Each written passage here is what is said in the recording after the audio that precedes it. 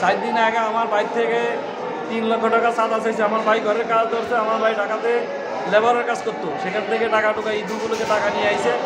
আমার বাইক থেকে চাঁদা চাইছে, চাঁদা যায় না দেখে বাইরে মাইদর করে নগদ 2টা মোবাইল নিয়ে গেছে, 60,000 টাকা নিয়ে গেছে। আজকে আবার আবার ছাত্রলীগের বলা ভাই আলামিনে হানিফ মাস্টারের ছেলে আলামিন চাঁদাবাজি করে এইভাবে বলা বাইন দিয়া রাত্রে 9টার দিকে আমার বাড়িতে যায় আমার স্বাস্থ্য বাইরে মাইদর করে 60,000 টাকা 2টা মোবাইল নিয়ে গেছে, 3 লক্ষ টাকা চাঁদা চাইছে। বাকি টাকা দেয় না যেন আজকে বাইরে ঘরের ভিতরে ঢুকিয়া এই ছাত্রলীগ নিয়ে মাইরা মরার পরও মাইরা আমার বাইরে মারছে। কারা মারছে?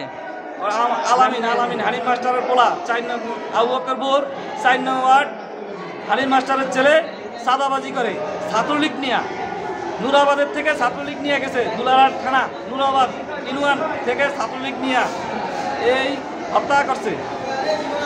আপনারা কি চান? আমরা দৃষ্টান্ত শাসি চাই, এই আসামিদের ফাঁসি চাই, এই আলামিনের ফাঁসি চাই।